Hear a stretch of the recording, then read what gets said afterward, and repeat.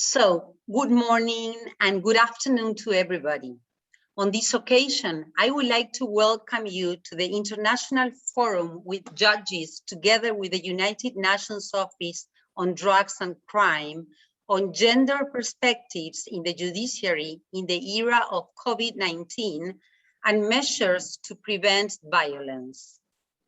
It is an honor to have the participation and collaboration of our Argentinian ambassador in Austria, Mr. Gustavo Anchil, to Dr. Valerie Lebeau, Chief Justice Section in United Nations of Drugs and Crime, Judge Jackie Wessels, President of the Regional Court of South Africa, to Judge Maria Domitilia Mansur from Court of Justice of Sao Paulo, Brazil, and to Judge Aditi Chaudhary, ADD East and Sessions in Delhi, India.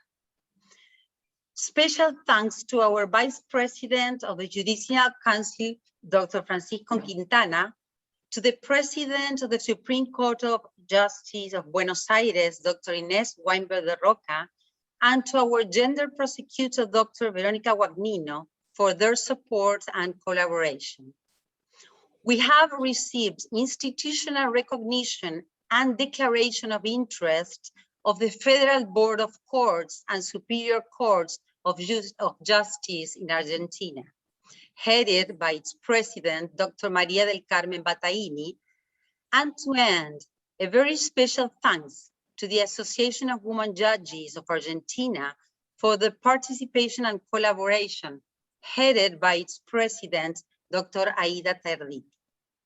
We will start this forum with the opening words of our ambassador in Austria, Mr. Gustavo Anchil.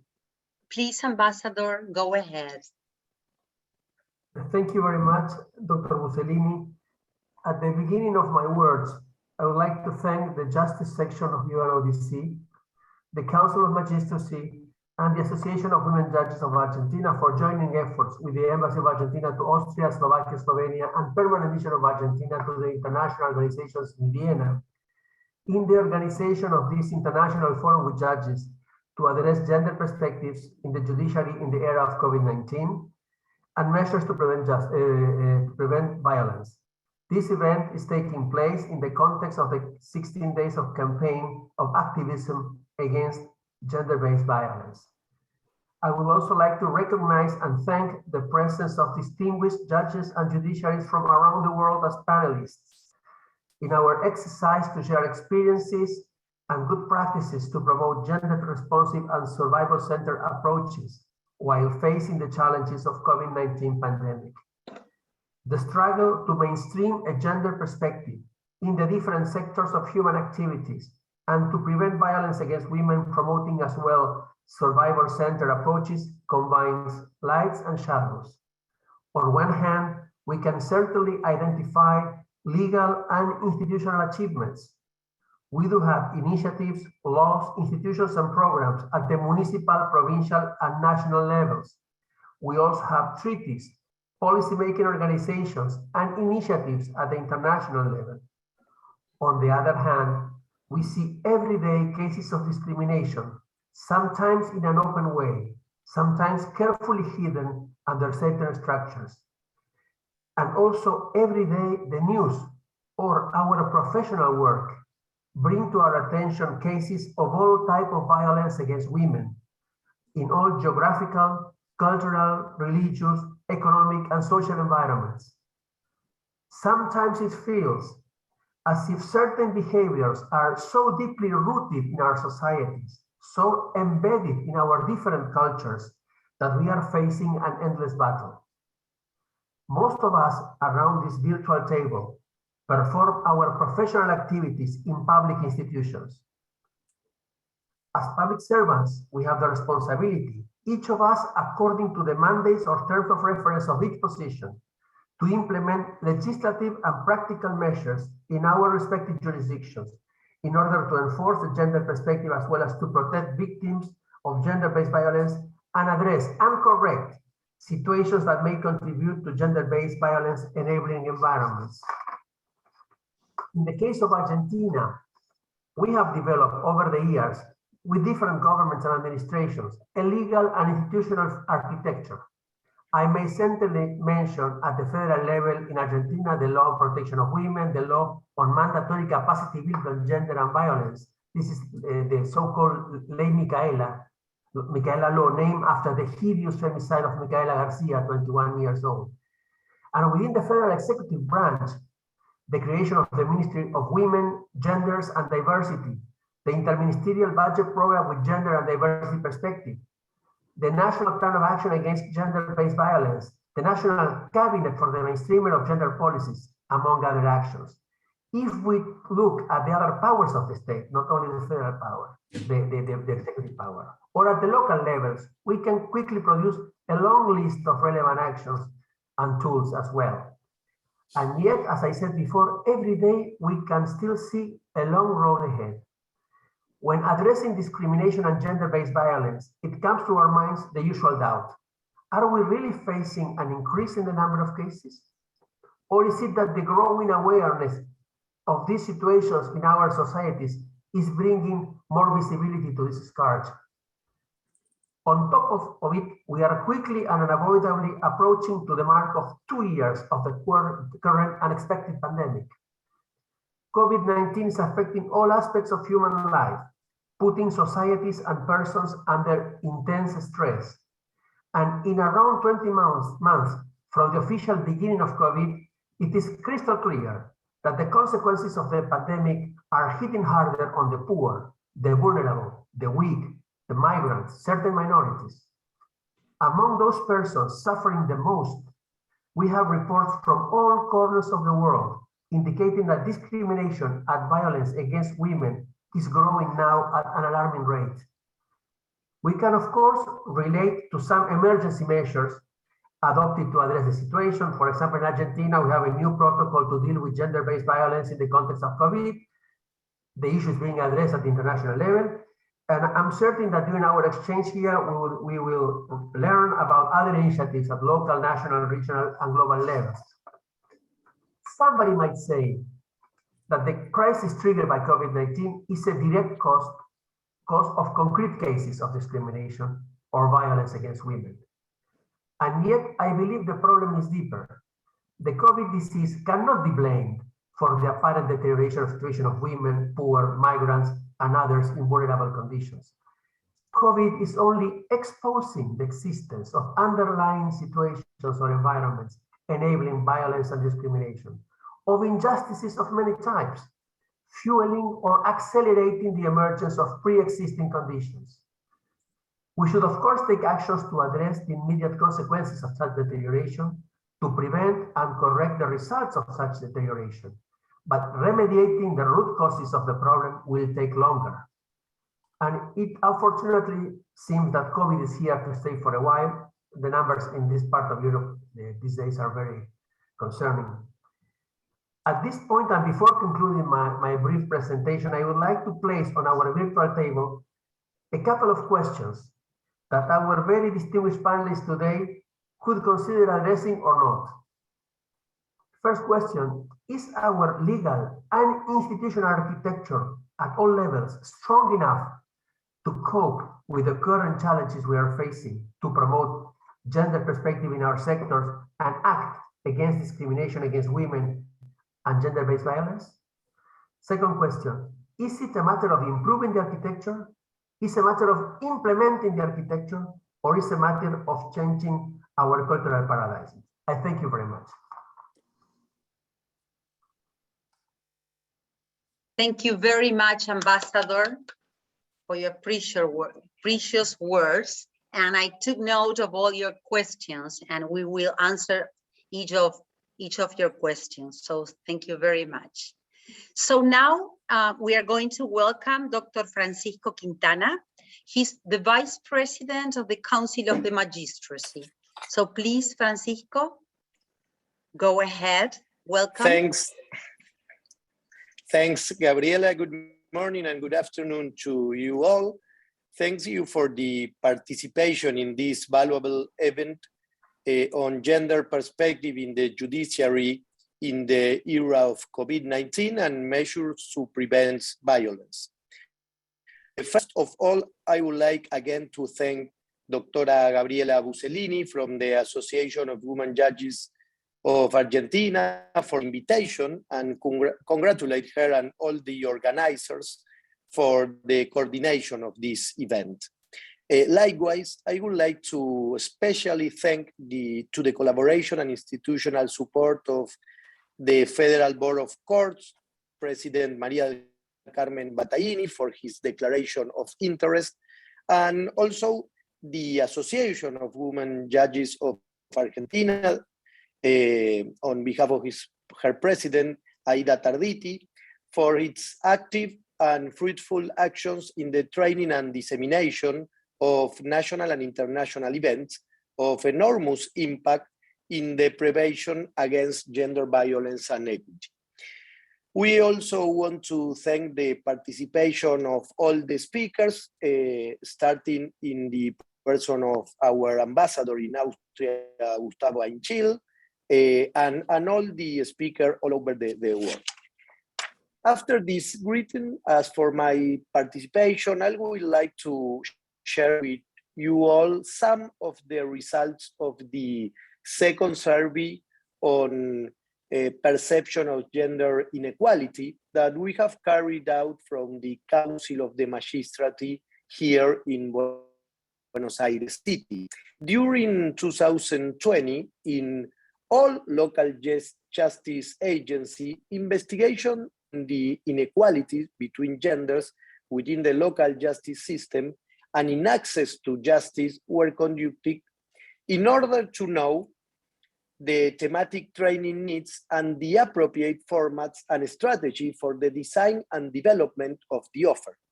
It's also allow updating similar information to the one obtained in the first survey carried out in 2013, obviously in a context absolutely different. Earlier, I said some of the results and not all the results because I want to focus on positive results, on those that show that we are on the right way, although, as always, as you know, we still need to reach the ideal. First, in general terms, and as in the survey carried out in 2013, those who participated in the study think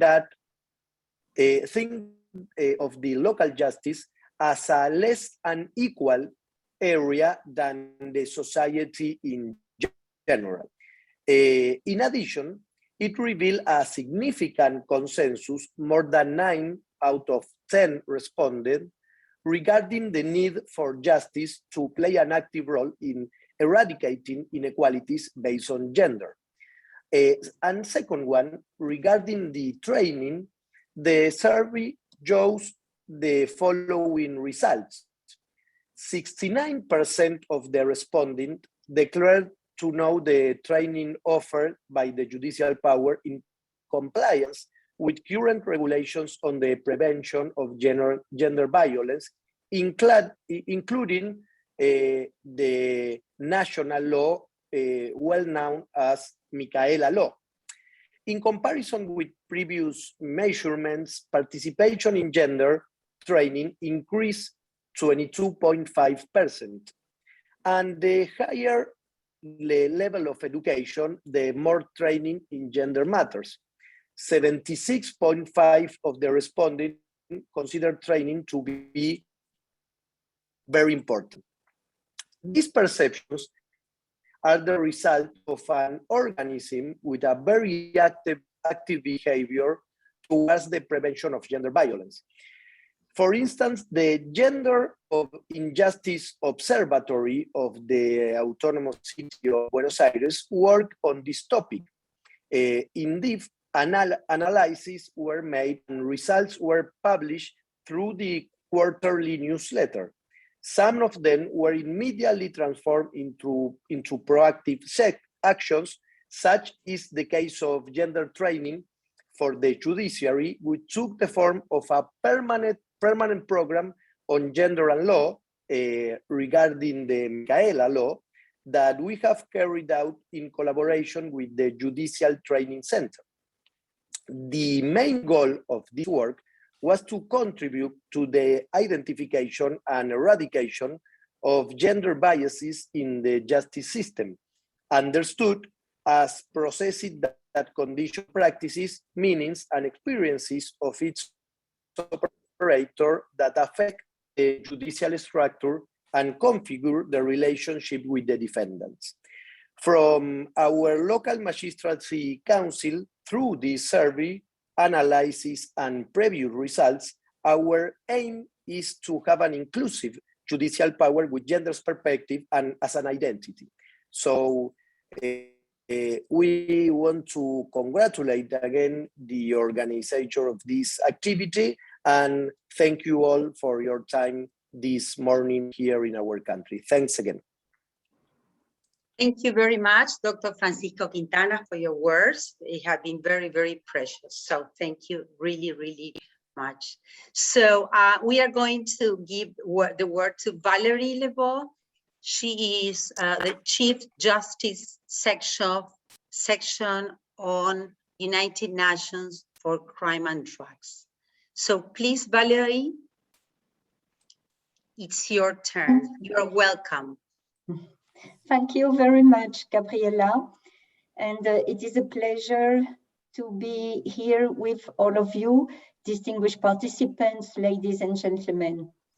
First, I want to thank our co-organizers from Argentina, in particular, Ambassador Ainchil, our counterparts at the Association of Women Judges, as well as the Council of the Magistracy of Argentina. Thank you for the initiative and the partnership in organizing this event.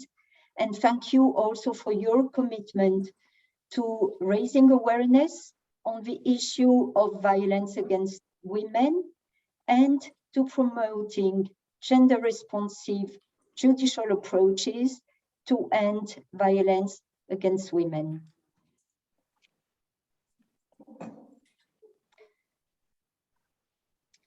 I cannot see the screen anymore, but I hope you can hear and see me, that the connection is okay. Oh yeah, it's great. Your okay. connection, it's perfect. Okay, very good. Last year, the United Nations Secretary General called for peace at home, and 146 member states responded with a strong commitment. This year, we are marking, as Ambassador Ainchil already mentioned, the 16 days of activism against gender-based violence. This campaign began on 25 November and is lasting until 10 December. And this campaign this year is under the continuing impact of COVID-19. Even before that, violence against women had reached pandemic proportions. It continues to affect about 1 in 3 women during their lifetime. And in the wake of COVID-19, women are facing even greater risk, yet they have even less access to essential police and justice services. We must not forget that for many women, staying home doesn't mean staying safe. Globally, most female homicide victims are killed by an intimate partner or a family member. So this is 58% of female homicide victims are in that situation. This means, or this equals, to make it more concrete, that a woman or a girl is being killed every 11 minutes in their home in 2020.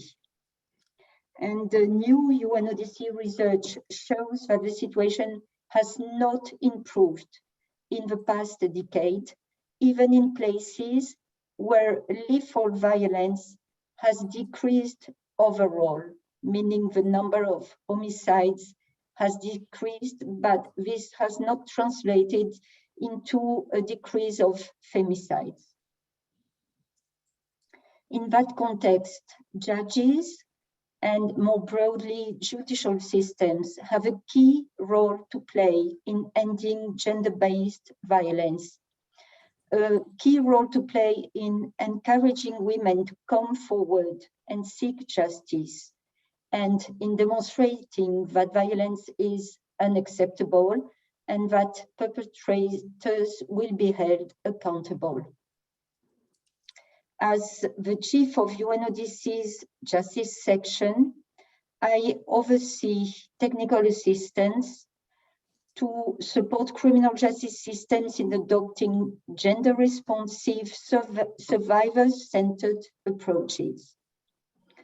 We make special efforts, and this I would like to emphasize also in response to Ambassador Ainshil's request for how can we improve the situation. We are focusing efforts to enhance the collaboration between the justice sector and the health and social sectors, because we have found that this is very important in order to ensure that the essential services for survivors are available and that they are provided in a coordinated and comprehensive way. The justice system alone cannot respond to the situation. Now, recently, at UNODC, we have conducted a review of emerging evidence on the impact of COVID-19 on criminal justice responses to gender-based violence against women. And I would like to share some of the findings of this review and also make some remarks based on our experience. Yes, Valerie. In many countries, go ahead. Yes. In many countries, COVID-19 has led to the suspension of court activities and to delays in cases of gender-based violence, with a serious impact on survivors who were already vulnerable. Movement restrictions and other measures have interfered with the availability of court staff, judges, prosecutors, and legal representatives. These difficulties added to an often already considerable backlog of cases, and they have increased the pressure to swiftly adapt. And some promising practices stand out in that respect. A few jurisdictions fast-tracked and prioritized cases of gender-based violence, and even in cases where other proceedings stopped. Some higher courts issued guidelines for lower courts or protocols for judges to protect victims and survivors in the context of COVID-19. Efforts to reduce judicial backlogs included appointing temporary judges or holding online case management meetings. However, it is the introduction or increased use of e-justice mechanisms that will likely have the greatest impact on women's access to justice, even beyond the pandemic. There is much to be gained in expanding the use of e-justice, including for survivors of gender-based violence. At the same time, it will be essential to ensure that e-justice is delivered with a gender perspective to avoid leaving certain women behind. For example, phones and computers are often controlled by the perpetrator of domestic or intimate partner violence.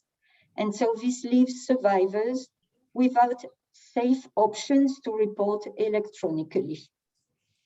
Another challenge is to overcome the digital gender divide and the general women's lack of access to information and communication technology, especially in regions where internet access or mobile phone coverage is low.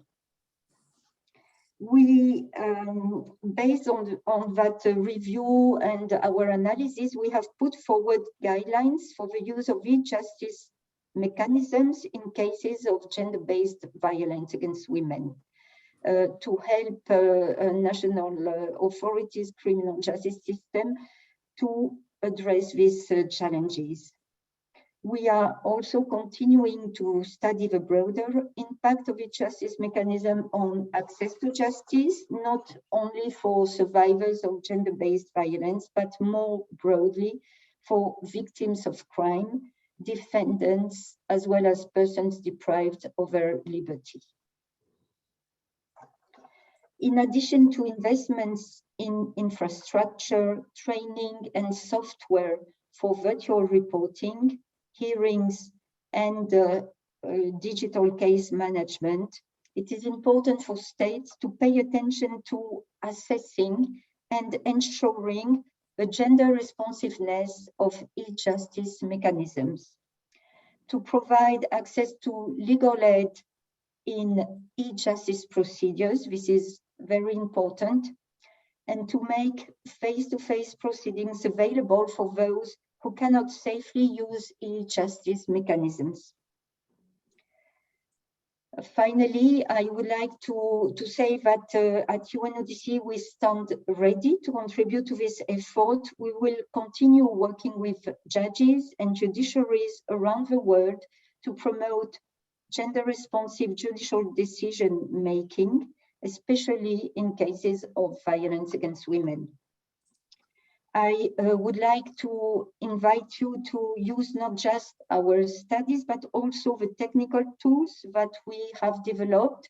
I want to mention in particular the new UNODC handbook for the judiciary on effective criminal justice responses to gender-based violence against women and girls.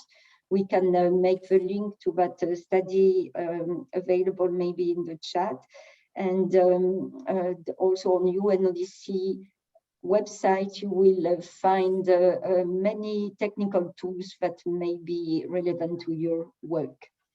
I look very much forward to today's discussion, and I hope that it will help to promote action towards a more gender-responsive judiciary and to take concrete steps to end all forms of violence against women and girls by 2030, which, as we all know, is the collective commitment that we have taken and enshrined in the 2030 agenda.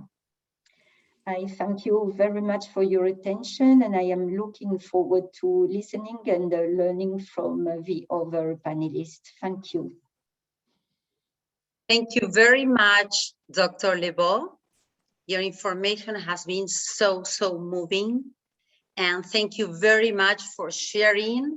I have seen it in the chat here. It's already for everybody to be shared. So please, anyone who wants to have a look, it's available. Thank you very much, Dr. Lebeau. So now we are going to give the word to Dr. Ines Weinberg de Roca. She's president of the High Court of Justice of Buenos Aires. Very welcome, Ines. It's your turn. Thank you very much. Thank you very much, Gabriela. And thank you very much to the organizers for making this exchange possible. The idea of gathering to discuss these topics would have been unthinkable only a decade ago. It was only in 2015 that, following the first Ni Una Menos campaign, which stands for Not One Woman Less,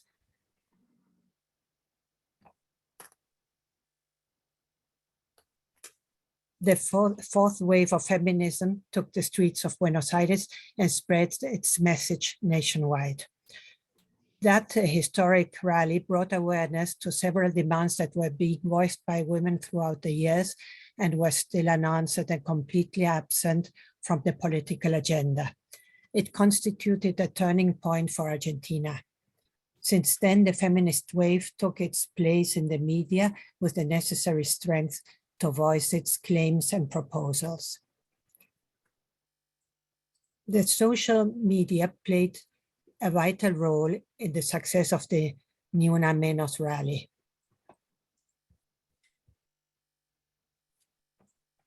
This hybrid present we live in, where we spend a large portion of our lives online, has democratized the way to communicate ideas. It is no longer necessary for any political movement that wants to express an idea in a public place to turn up in the news and reach the traditional media in order to gather support. Social media, hashtags, contacts and acquaintances have become the way to multiply and broaden any call into action. The use of new technologies as a tool to further promote those causes that belong to the public debate has served its purpose to gain attention to gender issues and allowed it to be the source of new legislation and public policies. Still, these are only the first steps. Gender issues such as gender violence and gender disparity at an institutional level are now visible, but there is a long way ahead of us until all those topics branded as gender issues reach the entire society beyond the feminist collective. Though important, visibility is not enough. It is essential to issue rules and regulations, as well as to provide support to equality of genders and gender views from the different state authorities. As Ambassador Anshil already mentioned, in 2019, Law 7499, known as Micaela Law, was enacted by Congress.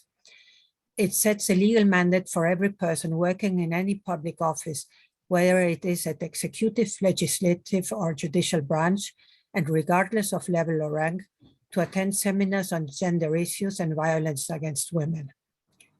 The seed that promoted this law was the social reaction to the femicide of a girl called Micaela Garcia, who was raped and murdered in 2017 in the province of Entre Rios. The person convicted for committing such a terrible crime had been released on parole after having completed part of his sentence for having sexually abused two women in the past. Micaela's law instructed the Ministry for Women, Gender and Diversity as the enforcement authority to coordinate seminars and to present yearly reports of the results of these seminars. The report of 2020 shows that there is a similar level of compliance all through the different areas of government.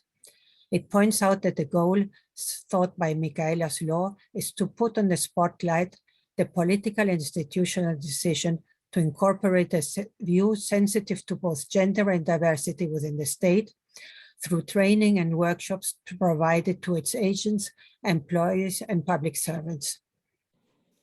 Gender issues are not limited to violence against women and girls. While it is evident that tackling violence is central and key to any public institution, this legislation clearly promotes an equal society free from any form of gender-based violence. The seminar's approach is set from a feminist perspective, which challenges the state to face an institutional reconfiguration and a critical review of everyday practices within the government.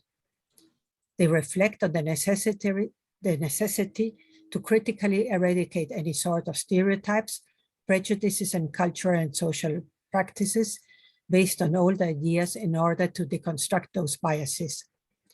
The 23 provinces and the city of Buenos Aires have expressed their support and commitment to the terms of the law. The Centro de Formación Judicial, or Center for Judicial Training within the Superior Court of the City of Buenos Aires, organizes these seminars for judges, officers, and employees since late 2019.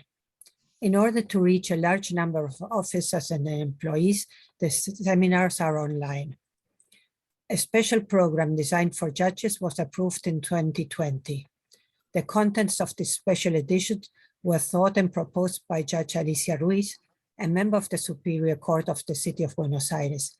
Judge Ruiz is a renowned expert in gender issues, and during its 2 editions, very many judges participated in the seminar, included the 5 members of the Supreme Court. So far, approximately 3,000 individuals enrolled. Let us consider for a moment what reality shows. While the world is not fair and does not present equal opportunities for men, it is significantly worse for women. In several countries, male supremacy, discriminatory division of labor, and subordination of women presents itself as issues that challenge gender equality as a genuine human right. The speed gathered lately by gender perspectives, especially in comparison with that from the 60s, 70s, and 80s, is not only based on the extensive work carried out by civil society and governments, but due to the use of new technologies. Proposals originated in Poland or Turkey are rapidly embraced by women from Argentina, Brazil, or Spain. There are no longer iron curtains or walls that may silence the recognition of women's equal human rights. On the other hand, the lack of long-term policies and the lack of an extended conscience amid speeches promoting old masculine privileges may promote a status quo, both in public and private areas.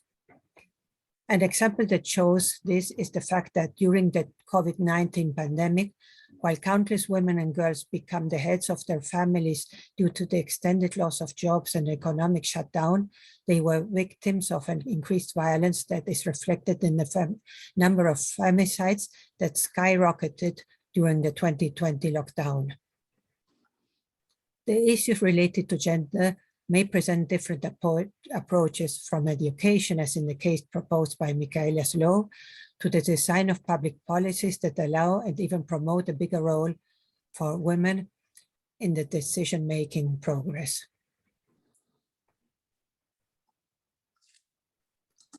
Numbers are usually more meaningful than words. According to UN Women, both in political and in public life, leadership, women participation is still insufficiently equal, despite the fact that they constitute part of the 2030 Sustainable Development Goals.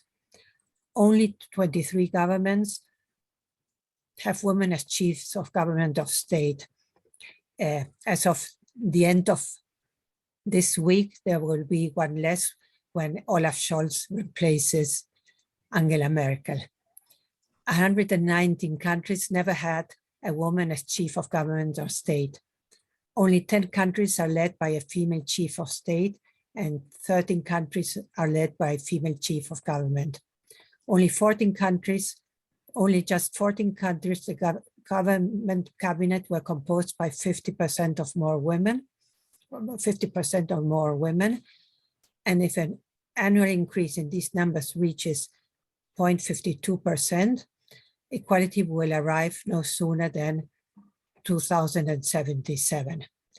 And it is not much better in the legislative branch, where if the UN considers that equal representation in Congress will probably only be met in 2063. And well, as to what we do in the Superior Court, we have, as of 2010, office of a gender office, and since its creation, it has been led by Judge Alicia Ruiz, and its goal is the promotion and organization of activities aiming to reach gender equality within the judiciary. And this goal is pursued by activities organized independently or jointly with other public offices, whether local or federal. It is worth noting that both the intranet and the court's website contain lists of legislation, jurisprudence activities organized by the office, news, and a list of books to be found in the court's library. These are examples that show the commitment of the Court of Justice with gender issues. Thank you very much. Thank you very much, Dr. Weinberg, for highlighting and sharing so important information, such moving and important information. So thank you very much. Now we are going to give the word to Judge Jackie Wessels. She is the president for the regional court in South Africa. So Dr. Wessels, welcome. It's your turn. Thank you very much for participating. Well, thank you very much for the invitation in the first place. And it is always a big privilege to be talking about the subject that is so important for all of us. And if I just explain, the regional courts here in South Africa, we do basically 95% of all the serious criminal matters, which include the violence against women in particular, rape and femicides and all of those. We trial courts specifically, but we also do divorces.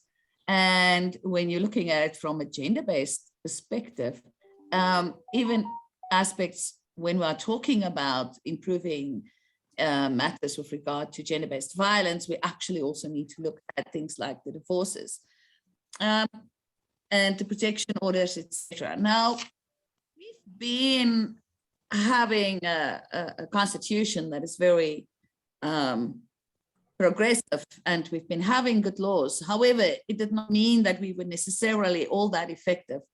Our GBV rates in this country is extremely high. Our femicide figures is of the highest in the world. And one has to sometimes rethink as to the protective measures that we have been having in place for victims, for example, when testifying at courts. You know, we've been using CCTVs for a very long time, whether or not all of these really assist the women to really have access to justice. And before COVID, we started looking at ways to improve, but I think then, bad as things were with COVID, it also forced us to rethink about the way that we have been running our courts, because clearly the old way that we've been doing it is not necessarily the way that provide the best access to justice.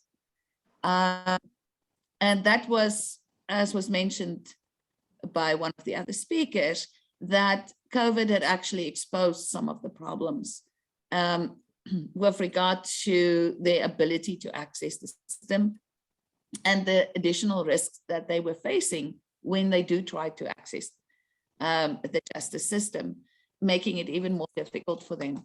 And we needed to find ways to do that. We did the normal things that I think most other countries have done. We have directives to prioritize the gender-based violence matters and domestic violence applications. We started including some measures where they could, for example, email applications, the same with regards to, for example, with divorces. And we then had undertaken a huge review of our regulations and rules dealing with how people can approach courts, to move towards an online system and development of online applications. However, that immediately brought among the big issue of the digital divide and what kind of measures we need to implement to see how we can ensure that despite the digital divide, that people will still be able to find easier ways, because there's also the big issue of them coming to court, spending the whole day there, not being able to, be away from work and not being able to earn money, all of those kind of related issues that is coming up as well. And the same when they have to come and testify at court. So we implemented remote audiovisual testimony, and we've started to make arrangements with various different civil society organizations and other departments and organizations from where people would be actually able to get access to the necessary device and data in order to be able to testify remotely and to send remotely their applications through to our courts. And that we basically needed to change the way that we were considering our processes and make it more user-friendly, more focused on the clients, to put it like that, the victims, the applicants, and to really try to see that by starting to work differently, that we're actually becoming also more efficient, which I must say was particularly with virtual hearings and testimony, we did end up, and at this stage, you can see the difference of becoming a lot more efficient. Matters actually managed to go quicker. And despite the fact that we built up the backlog, we implemented various strategies to try and counter it, which then ended up us being able to finalize more cases during this COVID period than what we used to do prior to COVID. One of the strategies that we've implemented was the so-called rapid results initiatives with the 100-day challenges, where you would, on a very local level, decide on a specific goal. For example, let's see what we can do to address the backlog in protection orders being granted within this 100 days. And a lot of that have to do also with really getting all the stakeholders on board, getting all of them involved. Have not too many goals, a very specific goal. Let's try and see if a specific thing will work. With one of the 100-day projects that I personally implemented in my province, well, we actually continuously do 100-day projects on these issues. With divorces, for example, the mediators from civil society said, okay, we will use it as a skilling project for our newly trained mediators, pairing them with an experienced mediator to shadow and to co-mediate. And therefore, we'll be able to provide free mediations for people that are in the process of getting divorced, which then provided a lot quicker turnaround times and an ability to finalize a lot more cases.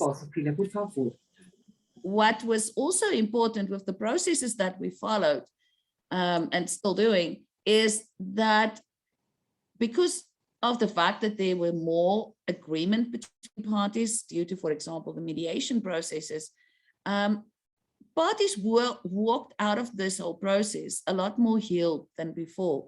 And I think that's another aspect that we often do not take a lot of cognizance about when we are, just working within the justice system.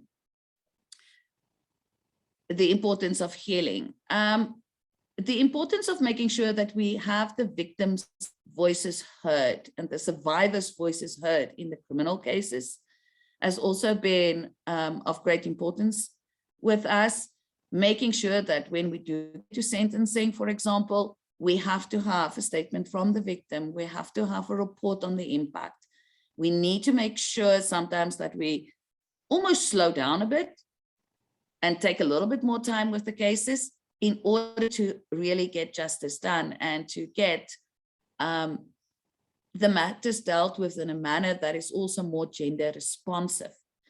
And in a lot of ways, we almost proud ourselves that, our laws are very gender neutral. However, that's also not really the answer. As much as certain issues should be gender neutral, for example, a rape as a crime in itself, the responses and how we deal with it cannot necessarily be gender neutral because it needs to be gender responsive with a real focus on the victims as well, in order for us to be able to make sure that we have justice that is seen to be done and that really makes a difference. One of the latest projects that we have started as well was to look into the position of women in conflict with the law. A lot of the international and also our local research had shown that many of the women that's in conflict with the law come from a background where they had been victims of gender-based violence in themselves. And that in certain, there's a variety of different reasons why they ended up being in conflict with the law. That has got a lot to do with their circumstances and what led them to getting in conflict with the law. And though we've been having alternative sentencing and diversion possibilities, we haven't really been utilizing it to its fullest. And that is one of the projects that we now specifically getting, again, all other stakeholders and departments involved, including civil society, because they can play an extremely important role.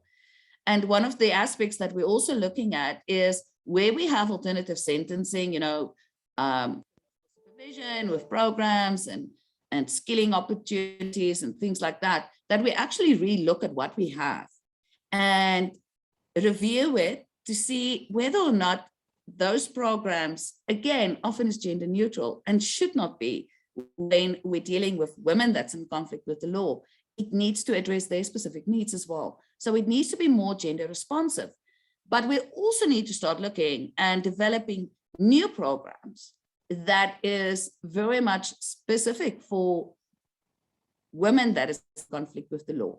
Also, for those that have been sentenced for incarceration, and the support that they are getting, especially once they are released as well, that there be more gender responsive support for them and not just, the basic kind of general support that is available to everybody because of the fact that their circumstances are so much different. And also looking at issues, for example, such as those with that is primary caregivers, and what does that really mean? And how one can ensure that there's also the reintegration and the healing that is necessary in that regard. There is a lot of work to be done.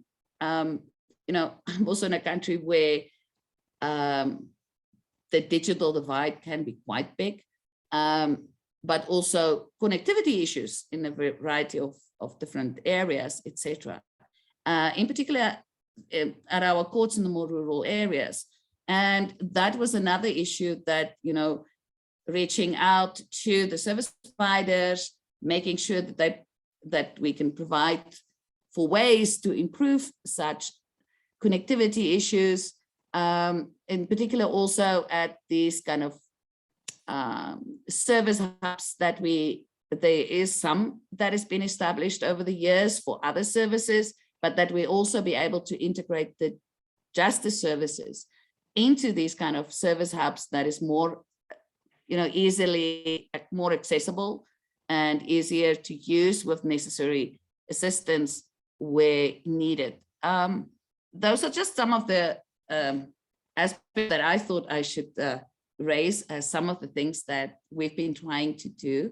I must say our experience with the 100-day challenges has been really phenomenal. Once you get everybody at that local level involved and motivated, we have seen that, for example, at the first 10 courts that we piloted, where they had a 96% backlog in their protection orders being granted, within the 100 days, we were managed to reduce it to the extent that where there were over 2,890 cases outstanding at these 10 courts, there were only 67 outstanding as backlog cases after the 100-day project, the first 100-day project. Thereafter, we've been extending it to more and more courts as well, but also the original courts. It's really about changing the way that we are working, changing the way that we are seeing how the justice system should be working. You can have wonderful legislation, but it's all about how we on the ground really implement it and making sure that everybody buys in, that is involved and part of the system, including civil society, because they can really bring a lot to us as well and keep us on our toes too. Thank you. Thank you very, very much, Dr. Jackie Wessels. You've been really great. So let's get in touch. You are doing a great job. So now we are going to give the word to Judge Maria Domitila Mansur. She's a judge from the Court of Justice of Sao Paulo, Brazil. So Domitila, please. Go ahead, welcome.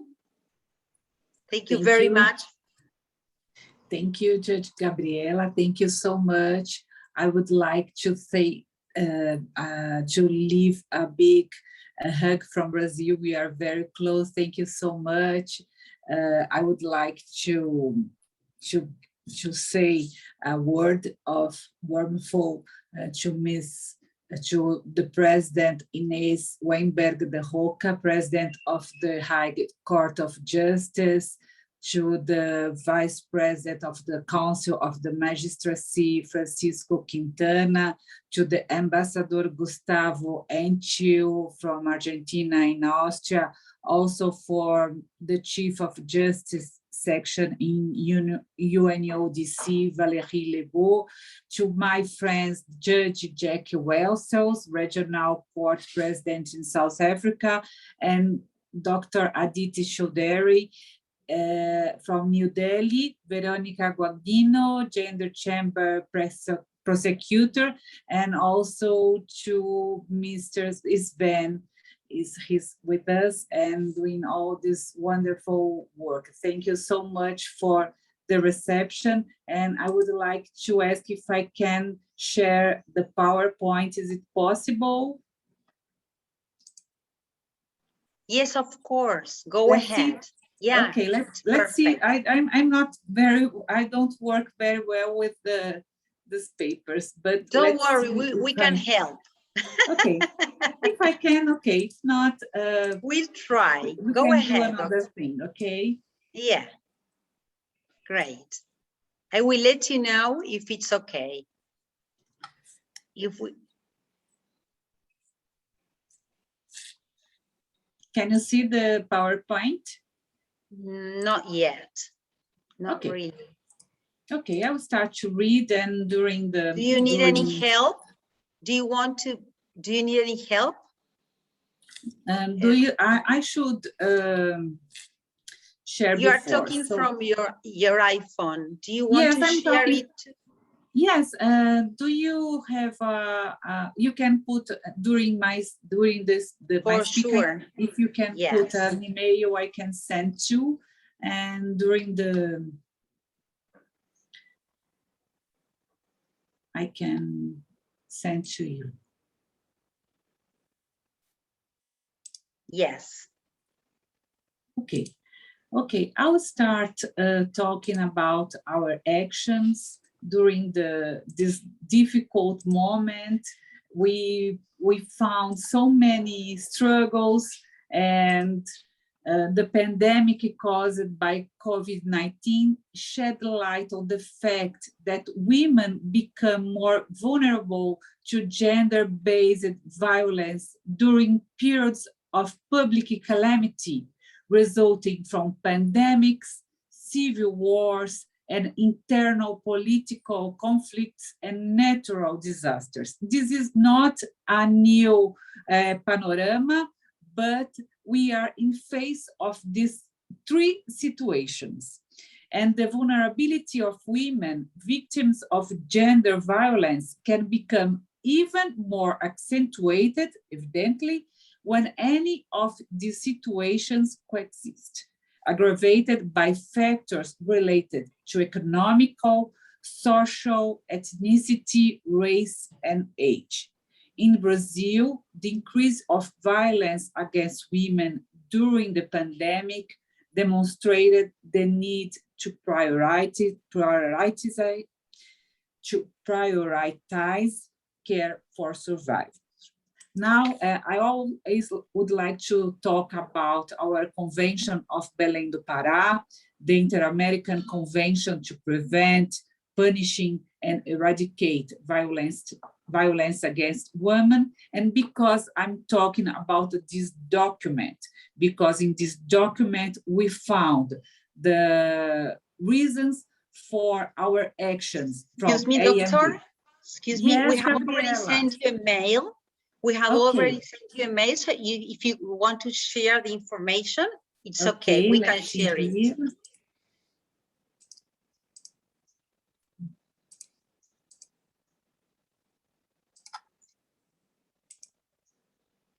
Meanwhile, if you want, you can keep on sharing.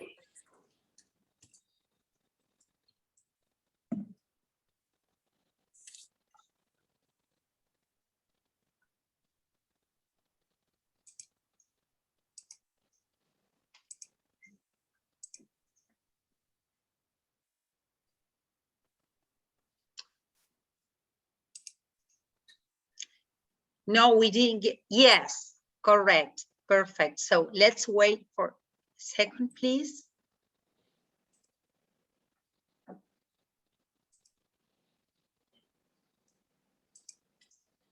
We are trying to share it with all of you.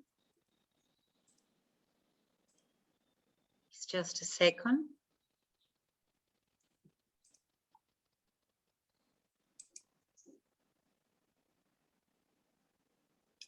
Okay, I think it's better if we continue. I sent the PowerPoint to Sven, if he can help us, but if not, it doesn't matter. Oh, It's the same. It's Okay. exactly the same words. Don't worry, Okay, Gabriela. great. Thank you so I'm much. sorry. So as I was talking before, we found in the convention the reasons for our actions.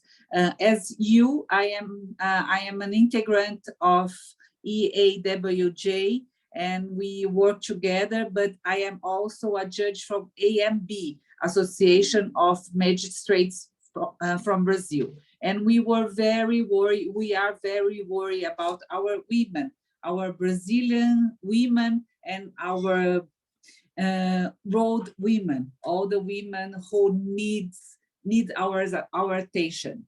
And the first action, the red light campaign. And here I would like to thank very much my friend, the Judge Aditi, when she told me, Domitila, do you know the red dot? Use the red dot, my dear Domitila. And I heard Aditi, and our campaign is a success, and everybody in Brazil wants to meet her because she gave the suggestion to me, and now we have the Red Cross in the hand. And now, thank you so much, Sven. Thank you. If you can go. Yes, here we are. Great. Yes, thank you so much. If you can go to the Red Cross and the hand, thank you. Yes, thank you so much. So the red light campaign against domestic violence was developed by our association and the National Council of Justice. The objective is to encourage complaints by means of a symbol, by drawing an X on the hand and showing it presenting to representatives of partner institutions. The victim will be able to receive assistance, first of all from the police. In March and April, the rate of feminicide grew by 22%, according to the Brazilian Public Security Forum. Calls to the number 180 is the help call number, on the other hand, had an increase of 34% to the same period last year, according to the balance of the federal government.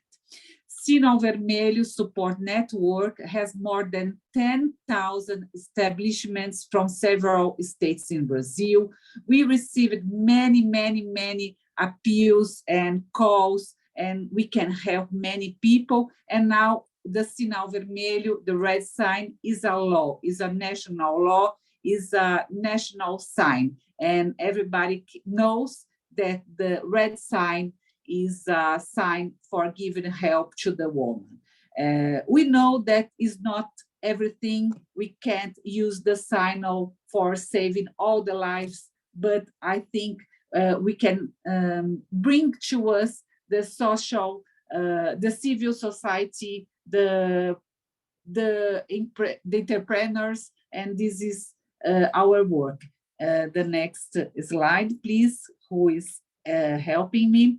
Okay, now we are trying to take the campaign to the women abroad and for women in national territory. So if you want to receive us in Argentina, Gabriela, we can talk about the campaign and also the other judges who are with us, Aditi and Jackie, and we can talk about the campaign and work together. And also, that will be great. Thank you so much. Thank you. We need to work together and also work about the women with disabilities. I need to be very honest with you. Last week, I received a very bad comment about a blind woman. She told me that this campaign doesn't work for them. I was very concerned, and we have a meeting for next week, and we are going to find a way to reach our women with disabilities. And now our next preoccupation is about the Indigenous woman. We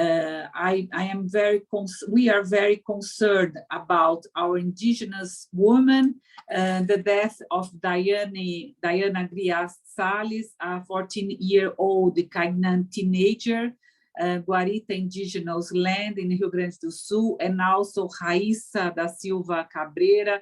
The deaths were very sad, and they are looking for our help. They need our help. And these episodes have mobilized Indigenous women who seek to strengthen networks to fight violence already existing and working to create new spaces for discussion. As our friends were talking before me, it's so difficult to use the technology for the gender-based violence. And think about the Indigenous women. Before the pandemic was difficult, now it's much more difficult. And we have another situation. We can't not talking about the Amazon, the environmental issue. Amazon deforestation is a global concern. This situation presents itself as a matter of global concern and must also be seen as linked to the need to protect Indigenous women, because they put themselves as a protector of this space.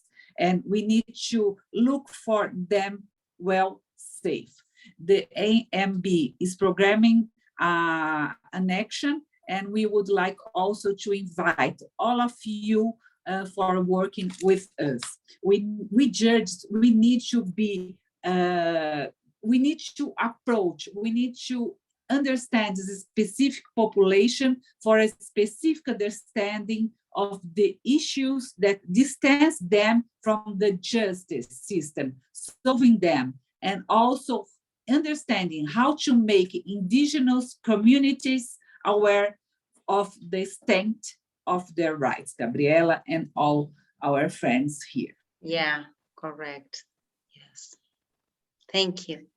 And now our action with the African judges. We are working with the African judges. We have in Brazil 7 families. The main reasons for the forced international displacement of refugees or asylum seekers in Brazil consist of economic, political, and social disturbances in the country, but the situation of our colleagues is totally different. We need to rescue the Afghan families. We received a call from AAWJ, from our president, Vanessa, and also from the International Association of Judges. Now the president is José Igreja. And we knew the situation from IAWJ last year and in New Zealand, but we know how the things were being much worse, and the families, all African judges and their families were threatened, humiliated, and some of these women were killed by we don't know about judges, but many women were killed, but extremists included justice from the Supreme Court of Afghanistan. AMB managed to save and accommodate 7 Afghan judges and their families, and now we have 26 people in Brazil. It's a very complex operation. They are well, we are doing our best. They are in a school, in the School of War in Brasilia, and we are trying to give the best we can and try to give them work. They have a proposal of work in a law office for the women. We have a school, in a very nice school in Brasilia for the children, but we know that this is not enough because we still have 90 judges, women judges in Afghanistan, and IAWJ is trying to rescue them, and it's a kind of difficult for all the situations. Our actions in Resume developed the humanitarian action plan by September and delivered to the presidency of the Republic. We did it. Articulate the operation of rescue and displacement of Afghans to Brazil. We did it. Contribute to the insertion of magistrate and family members in the social assistance network and access to services and benefits guaranteed by law with indispensable support in this issuance of documents, and ensure temporary accommodation and dignified and safe conditions for Afghan magistrates and their families. Articulate with the existing public policy network to provide for the detected needs. Articulate with public bodies for the promotion and access to work, education, and social inclusion. I can tell you that our friends are so very nice people. They are very, very capacitated. They miss a lot the country. They miss the space. They miss the work. And I bring here a big hug from them. I told them that I was going to be with you, and they asked me to tell you for not forgot them because they want to be back to their jurisdiction. I think I talked too much, as always. Our friends know that I talk too much, and I would like to be here. The last thing that I would like to show you, Tashkar, they taught me, is thank you, muito obrigada, gracias, merci, aguiê, em Tupi-Guarani, Dank. Muito obrigada, Gabriela. Muito obrigada. Thank you, judges, my friends. Sven, thank you. Thank you very much, Maria Domitilia. Your words has been really, really, really moving. All the information you share, it's so precious and so valuable. And we are really looking forward to keep on working together here from Argentina, together, Argentina and Brazil. And let's do it. Let's keep on working and getting it better for all of us. So thank you very much. So now we are going to give the space to Veronica Wagnino. She is a gender prosecutor. So Veronica, welcome. Thank you You're very welcome. much. Thank you very much. Thank you all for being here. And thank you for AMJA and Consejo de la Magistratura from the city of Buenos Aires, and also to the Argentinian Embassy in Austria and United Nations Office for Drugs and Crime for organizing this magnificent event. The criminalization of domestic violence during the 1970s and 80s was perceived as a feminist victory, as the state taking responsibility for the safety of women. Personal is political, we claimed. The problem ever since was that its regulation was delegated to a paternalistic legal system and its policing delegated to a sexist police service that left victims disappointed, re-victimized, or disbelieved. There are three different institutional approaches to this problem in Argentina. All of them work from a gender perspective policing and preventing gender violence in multidisciplinary teams of lawyers, social workers, psychologists, and physicians to provide an integral service to respond to cases of violence against women. These teams offer legal support, counseling, housing, and financial advice to help address the multidimensional problems that survivors of domestic, gender, and sexual violence typically experience. The first model was the one we applied during the 80s and still goes on, and it has been the creation of women police stations directly dependent of the executive branch. 1 in 5 police stations in Buenos Aires province, specifically designed to respond to and prevent gender violence. Through local boards, women police stations coordinate public policies, actions, and strategies to prevent and address family violence. The second model has been the creation in 2006 of Domestic Violence Office, directly dependent of the Supreme Court of the Judicial Branch. This office operates in Buenos Aires City since 2008, 24 hours a day, and its know-how to deal with gender, ever since 2008, many provinces have used this format and its know-how to deal with gender and violence cases.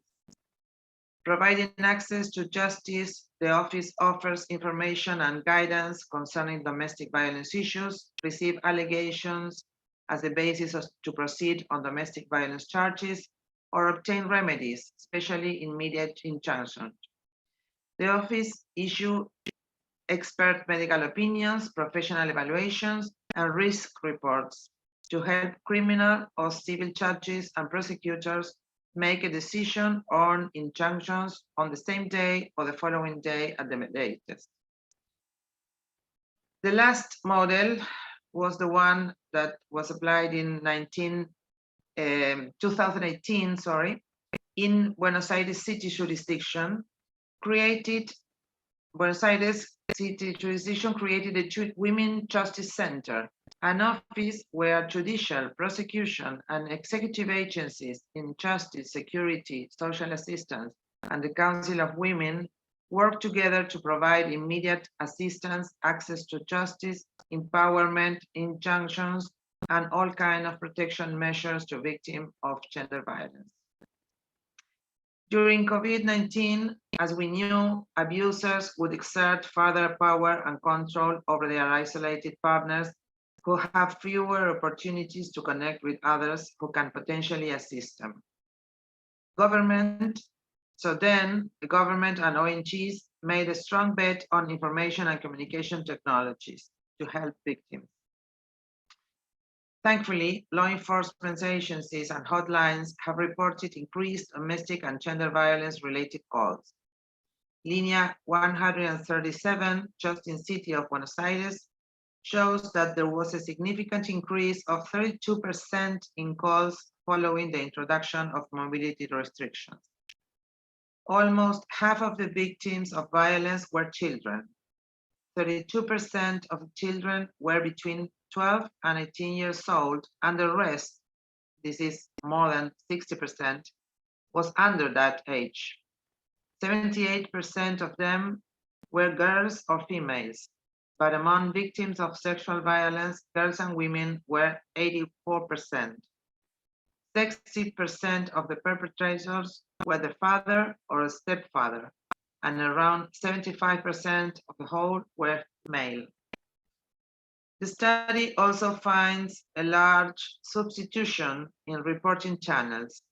Calls to the hotline received from the police and other institutions fell sharply, while direct calls from children victims increased by 220%. thanks to a WhatsApp hotline specially organized for children. Data also shows that 8 out of every 10 women calling the hotline reported they had been abused over a period of more than 1 year. 4 out of 10 reported that they had been the silent victims of violence for over 5 years, and 8 out of 10 reported abuse in their current or former partners. For the purposes of facilitating the process for cases and domestic and gender violence during COVID, modern technology has also been applied by prosecutions and courts through web services or applications on smartphones. Courts automatically extended protection orders and injunctions against offenders during pandemic restrictions, even when the victims didn't ask for it. This was since March 2020 to September 2021. An online application was developed to report violence that allows the submission of pictures and videos as evidence through its system. Anyway, for cases of gender violence, online services are far from friendly. Also, platforms of online court was developed so case registration, material submissions, payment, and other processes can be conducted through the system. But this also definitely needs to be improved to be user-friendly. During isolation, many courts, judges, or NGOs organized online training or facilitate discussions to disseminate information on law, regulations, cases, and providing legal consultations through Instagram, Facebook, or TikTok, showing modern technology could be used to promote effective anti-domestic or gender violence responses. National Prosecution Service developed a list of urgent measures and suggestions to prosecutors for violent gender cases during mandatory and preventive isolation by COVID-19. And finally, General Prosecution of Buenos Aires issued a whole new gender violence criminal policy along 2020 and 21, designated special staff and prosecution assistants to improve the mechanisms to protect victims of gender violence and granting state intervention from the very beginning of the case. On the other hand, recent research concluded that during these 2 years, gender violence cases registered in City of Buenos Aires judicial system presented an attrition rate of 98.8%. This is just 1.2% of the cases got a sentence. In 6.1% of the cases, perpetrator benefited with probation, diversion, or suspended prosecution. Less than 160 perpetrators were convicted over almost 20,000 criminal cases of gender violence in our city, and only 4 trials were carried out. Nevertheless, during the last 6 months of 2020 and the first semester of 2021, 20% of the victims obtained an injunction or protection order. CEDAW and Belém do Pará treaties recognized a state's obligations to adhere to a standard of due diligence when addressing the issue of violence against women. This standard consists of 4 equally important obligations: prevention, investigation, prosecution, and compensation. This very short summary shows that together with significant progress in the fight against gender violence, the transformative potential of gender-based analysis and politics encounters important boundaries when faced with the persistent difficulties to articulate judicial and executive policies, no matter which institutional model we are working with. Data also shows that information and communication technologies represent undoubtedly efficient tools in favor of children and women in a situation of family and/or sexual violence, and granted access to the exercise of their rights. Likewise, data claim attention on the fact that the state is responding to gender violence mainly and almost exclusively through prevention rather than criminalization, focusing on protective measures and injunctions instead of punishment. Could protection orders and prevention measures work as a powerful barrier to imposing serious sanctions for perpetrators? Are there technological, digital, or cultural restrictions on evidence, or it is because we don't facilitate real access to justice to real victims and applicants, as Justice Wessels said a minute ago? Or are we facing cultural limitations of the members of judicial branch and prosecution services to convict gender aggressors? Current statistics suggest that the state has to continue to make visible the problem of sexual abuse and gender violence against children and women, and strengthening actions aimed at prevention, promotion, and protection of their rights. But additional and significant action should be taken to investigate, judge, and punish the perpetrators and promote changes on cultural patterns of behavior to eradicate prejudices, customs, and traditions, and all kinds of judicial practices which are based on the idea that violence against women and children has nothing to do with criminal law and punishment. Thank you very much. Thank you very much, Dr. Wagnino. You've been great as always. Please share, if you can share all the information in the messenger, so everybody can achieve to it. So now, and finally, we are going to give the word to Dr. Aditi Chowdhury. She is from the ADDL Beast and Sessions, judge from Delhi. So please, Dr. Aditi, you are welcome. It's your turn.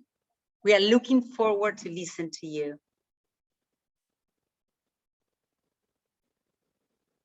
You have to turn on your voice. Yes. We cannot listen to you.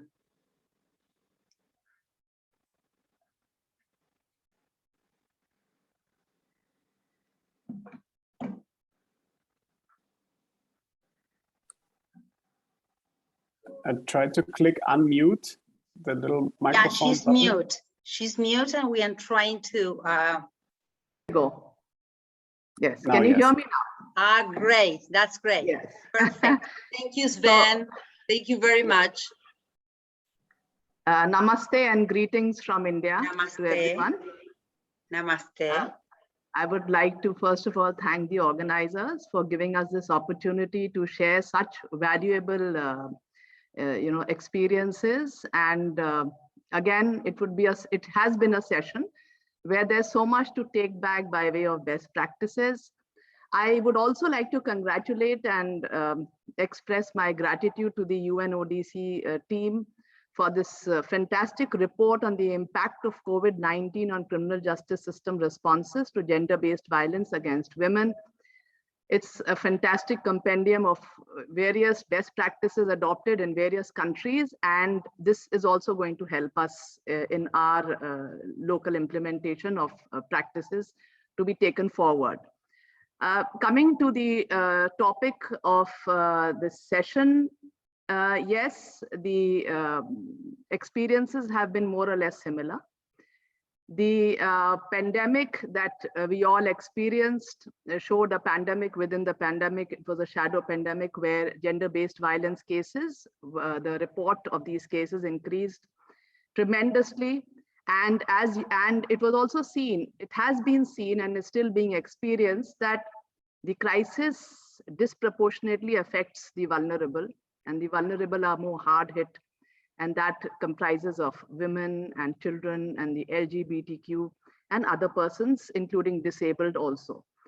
Now, the reasons for gender-based violence, of course, were highlighted in the session, but there's one additional experience that we in our country had was of reverse migration.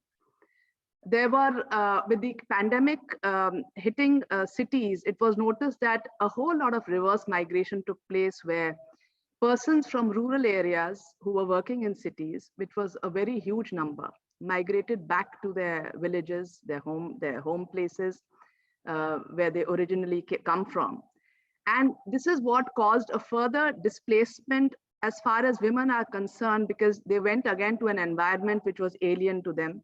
They had been working in cities, they were used to the systems over here, systems were in place to which they were familiar, where they had accessed the justice system for their rights. Again, they went to an area, they were pushed into an area where it was a case of non-access. So this was something which the system needs to address still, as to how do we deal with a situation where we enable access to justice to these persons, these women who were pushed into difficult situations. With regard to the judicial response, again, I feel it was more or less, it has been a universal, there are common threads running through in the jurisdictions that we all come from. The judicial response was to enhance the access to justice in various forms. We moved from physical to virtual courts. Again, setting up those virtual courts was a very big challenge. What we in India had till the pandemic struck by virtue of ICT interaction of the court system was e-courts. While so e-courts was a limited, the availability of the person, the consumer of justice could access these courts, of course, through the e-forum. But we had to go a step much further when we went from physical courts to virtual courts. This was one initiative which was taken by, this was a very important judicial response that we all have spoken about. Jackie rightly pointed out the issue of digital divide also was thrown up in this difficult situation. I would say that the various levels of the court system had a different experience. Where it was courts higher in the cities, maybe the digital divide did not hit so much because the consumers of justice came from a particular strata of society. But where it involved the common persons of the lower strata of society, digital divide was a very big problem that the judiciary faced. There were innovations by way of providing, centers where these persons could access the virtual courts. These centers were set up, these courtrooms were set up in the court system itself. Besides the regular court system which was in place, special courts were set up for the purposes of enabling persons to get through to these virtual courts and access these virtual courts. But that again, it was again a challenge setting them up and continuing with them. There was also an initiative of extending limitation and interim orders, which included automatic extension of protection orders in domestic violence cases. In India, we have the cases of gender-based violence covered by the Protection of Women from Domestic Violence Act, a 2005 legislation. Besides the Indian Penal Code, where a whole lot of path-breaking amendments have been made in the rape laws also. Administratively, the court system responded by putting in place committees for the purposes of moving on from the present system of court system, which was the physical system, onto the virtual system. So this required these committees, which in my jurisdiction, we refer to as the Graded Action Plan Committee. This committee basically went into the aspects of which were the cases first which needs to be given priority as far as opening up the system, because when the lockdown came, everything went under lockdown. The entire court system was inaccessible. And then, of course, some basic, courts, the essential courts of magistrates for the purposes of bails and interim injunctions, etc., were all through available. But yes, the system had to be made available for also cases of domestic violence, where persons could access for urgent interim orders and for other important cases also. So these Graded Action Plan committees, which were set up, went into the issue of which are the courts which have to be first and foremost made functional, which have to be, given priority by way of, because there was a limited infrastructure available in the ICT for these courts. So with these courts had to be made functional as a priority compared to the other courts. So this was again an initiative taken by the courts on the administrative side. The new urgent cases and urgent applications were, they were classified, and there was a gradual expansion which took place from the courts hearing only very urgent cases to courts being able to handle through the virtual courts cases of a much greater variety. Then again, when we move from the physical to the virtual mode, the assisting issues, of course, were with regard to the e-filing. Again, because we had to move on to e-filing. Again, that was a challenge, but this challenge was and has been overcome to a very great extent. And now there is, every possible effort to somehow retain these innovations which have worked out for us. We had the tele-hearing through where the video conferencing was not possible. Tele-hearing was also there. We had the ADR mechanism move on to electronic mode also. We have court annex mediation centers in our country, and they have been set up by virtue of amendment in the legislation of the CPC, the Civil Procedure Code. These court annex mediation centers did a wonderful job by being available to the litigants, and they worked all through the time, even when the lockdown was there.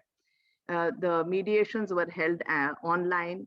As even Jackie pointed out about mediations helping in situations of family disputes, because when we speak to the judges who are holding family courts, and judges, magistrates who are doing domestic violence cases, there has been an increase in the number of, I would say, divorces between persons who've been into marriages, 15 to 20-year-old marriages. A new kind of, I would say, it's something which I don't know whether it's related to the pandemic directly. There's no empirical evidence to that effect, but yes, there is a conversation that this has taken place. Another thing, there has been every possible effort on the part of the judiciary for providing, kind of the inclusiveness of providing various infrastructure for the purposes of accessing the virtual courts, no doubt. But then I would like to highlight certain jurisdictions, certain courts have gone out of the way, and they've, when we talk about the judicial responsiveness to this gender-based violence, there are one or two cases where which I would like to bring to the attention of this session. It was spoken about in the last session also, which Sven had organized last year. It's the initiative of the Jammu and Kashmir High Court. It was a court on its own motion versus Union Territories of Jammu and Kashmir and Ladakh. It was a judgment delivered in April of 2020, where the issue of domestic violence was brought before the court, that the number of incidents of domestic violence has greatly increased in that particular state. And the court went all out and making an effort to make all the stakeholders work together, because it was something where it recognized that it was not only the courts who would be able to do everything on their own. It is only when there's a concerted effort made by all stakeholders that it would have a dent on the prevention of domestic violence cases and gender-based violence cases. This particular case, the court, it nudged the executive into action, which is a very, and it was a very hands-on approach that the court had, and it kept asking for reports to be filed after a periodic, after a certain period as to, what has been done with regard to directions issued from time to time. It integrated the COVID response to public health and issues of gender-based violence. It nudged the government to create dedicated COVID funds in response to address the issue of domestic violence. And this fund allocation was used, and the court monitored it also, for temporary accommodation, food, clothing, and medical care for victims of domestic violence. It looked into the increased availability of call-in services to facilitate discreet reporting of abuse. It also looked into the increased online legal and counseling services for women and children experiencing domestic violence. It actually made an all-out effort to identify designated informal spaces for reporting for women. And this was by way of grocery stores, pharmacies. And when the social welfare department came and gave its report that these pharmacies and grocery stores are not really working out, the court went a step further. And it went into the first point of contact for the victims, which was already existing by way of the Anganwadi workers, which are the child healthcare workers who are already in touch with women and families. So it was not only, it basically, there was a lot of out of the box thinking in this case. Then it also designated immediate safe spaces for women. It identified, it told the government to identify empty hotels, educational institutions as shelters for women where they could, have a safe space for themselves. It directed the government to reserve beds for the domestic violence victims in hospitals, and quarantine spaces also were identified because it was basically, we can say it was an integrated public health response with regard to domestic violence, which the court ensured. The Department of Social Welfare was asked to ensure wide publicity to the schemes which were already being pushed into the public sphere, and also for increasing the awareness with regard to the various ways in which the state was coming out, the court system was coming forward to help persons facing domestic violence. The trial courts were asked to put into place a mechanism so that these domestic violence cases could be taken up on an urgent level. The trial courts were asked to use any mode of communication possible, including mobile phones, emails, landline phones, e-modes of payments, to ensure that the maintenance orders were executed, because at that stage, providing financial assistance for basic necessities itself was becoming very difficult, and it was proving to be a challenge.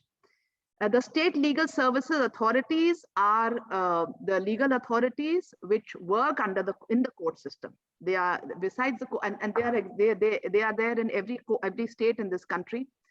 The state legal services authorities did a fantastic job by coming all out in assisting, and by way of providing legal aid, to telecounseling, to providing basic provisions of food, reaching food, even moving women who was suffering, where there were violent cases of domestic violence. These state legal services authority persons, this is an authority manned by judges, of coming whole out. And even there have been cases where women have been moved with their assistance to safe spaces from violent homes during the pandemic, during the lockdown.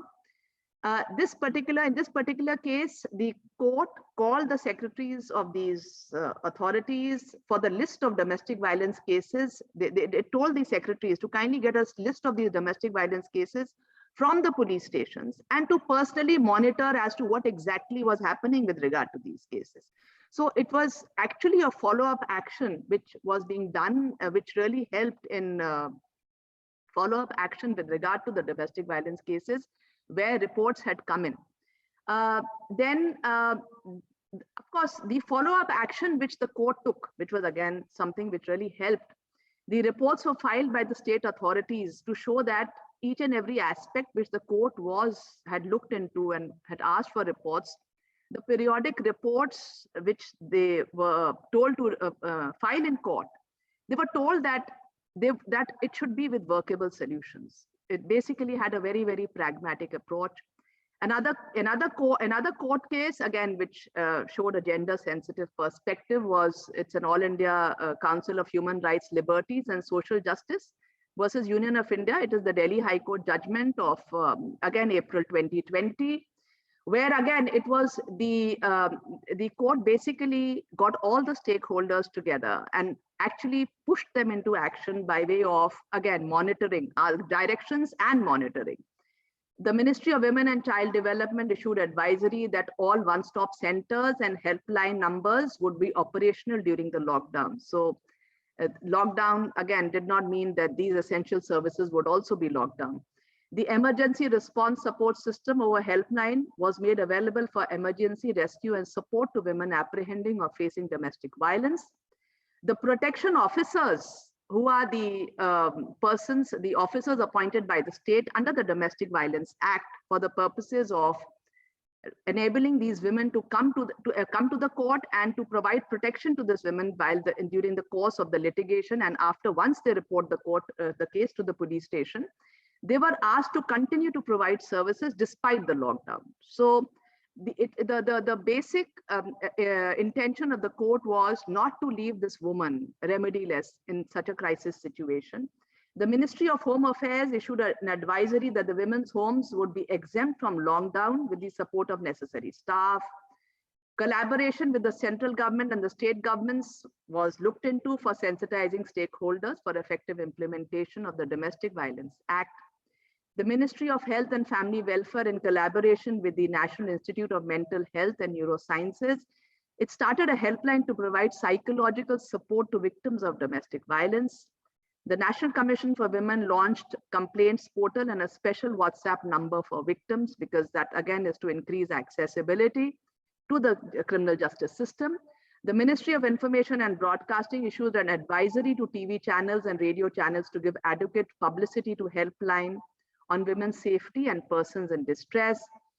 The government, the Delhi government, I'm just giving you specific instances of which I'm aware and which worked on ground level, set up 3 government-run women institutions and gave recognition to 14 NGO-run women shelter homes, appointed protection officers where they felt there was a shortage, and gave transit passes to these protection officers so that the lockdown would not affect their working. All this was being monitored by the Delhi High Court in April 2020. Then the Delhi Commission for Women was offering advice to callers, which was again being monitored. Then on getting response, the personnel were trained for the purposes of how to react to these calls of domestic violence in these difficult situations. These are instances where the court has personally monitored these efforts made by the government.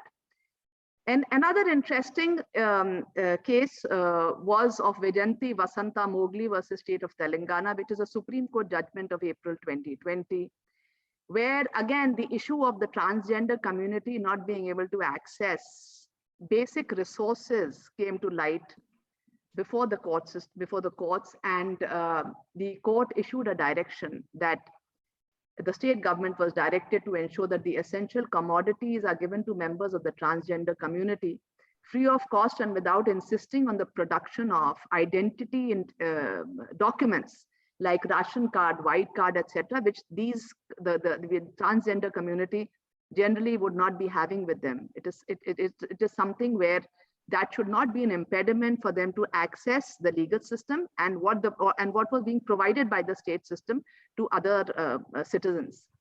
Another important aspect of I would say the sensitiveness, the sensitivity that the judiciary showed was when the Supreme Court of India directed that that each state and union territory would constitute a high-powered committee for the purposes of decongestion of jails during COVID-19 infections. And because it was felt that the jails being congested would lead to this epidemic going out of control in these areas. So there's a judgment of the Supreme Court, contagion of COVID-19 virus in prisons. It's a March 2020 judgment where the Supreme Court gave directions for constitution of these high-powered committees.